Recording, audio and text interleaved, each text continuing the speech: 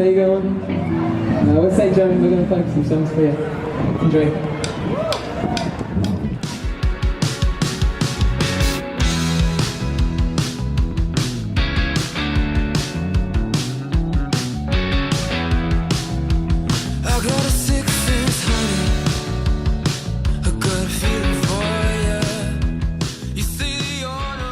Hey guys, it's Kenny here from BLITZ. Today I have Daniel, Alistair and Chris with me from St Joan. How you guys doing today?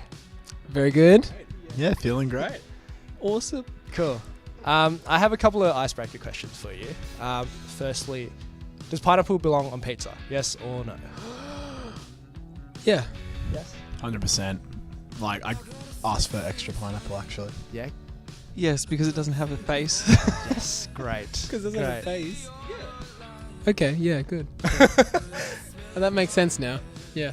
Cool. Anyways, okay. Let's kick things off with proper questions. So the first question for you guys, how did St Joan come to be? St Joan came to be when Alistair actually hit me up and said, "Oh, we should do this. We should do an acoustic project."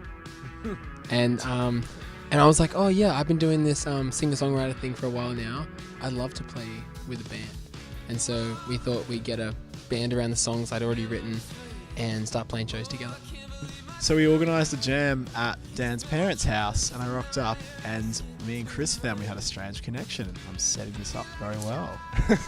Oh, strange connection was we're in two different metal bands, Right. and we played a gig together. Yeah, it's not very strange at all. We played a gig together once, and the Valve. And I remember seeing Alistair, and I thought, man, he's such a sick drummer. And I recognised he had a cross tattoo. And I was like, yeah. And then I saw it poking out of his shirt. And I was like, oh, it must be him. And then I went to school with Dan. Right. Yeah. So Dan and I have known each other for over 10 years. Wow. Wow. I was like, "Well, we need a bass player as well," and I'm like, "I know just the guy." So I called Chris.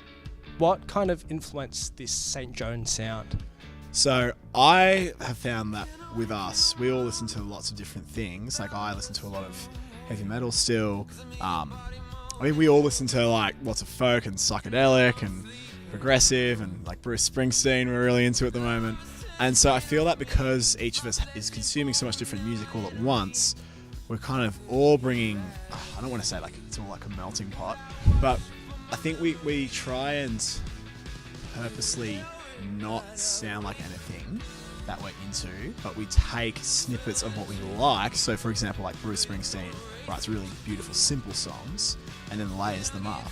We might go, oh, this song's really, really cool. It sounds a bit like Led Zeppelin or whatever, but let's make it simple like this Bruce Springsteen tune. But we're not going to try and make it sound like a Bruce Springsteen tune necessarily.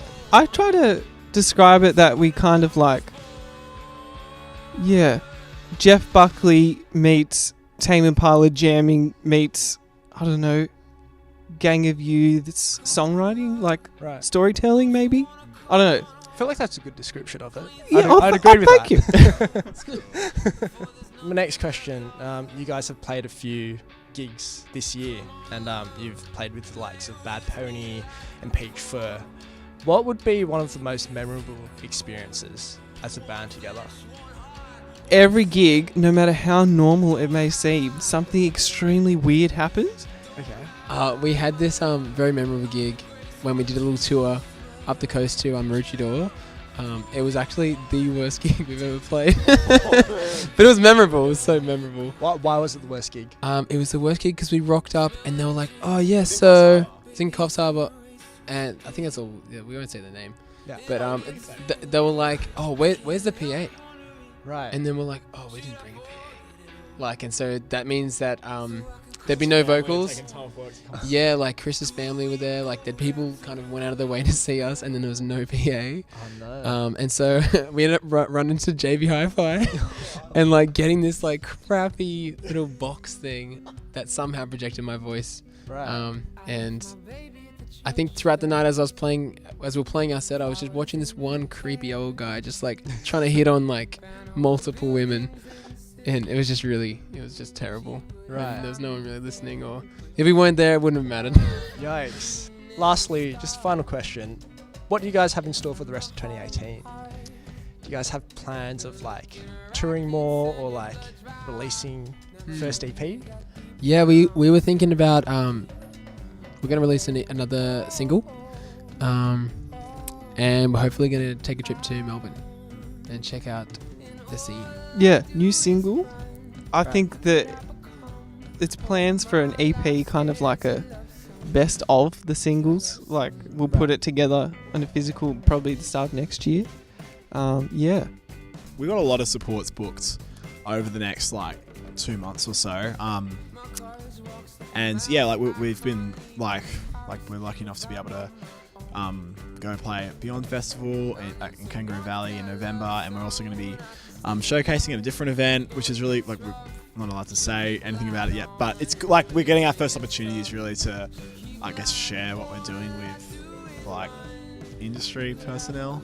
I think we've got a big gig coming up. It's our first like support in a proper venue, like the Metro Theatre. Can I ask the name of this next single? It's called Wolfchild.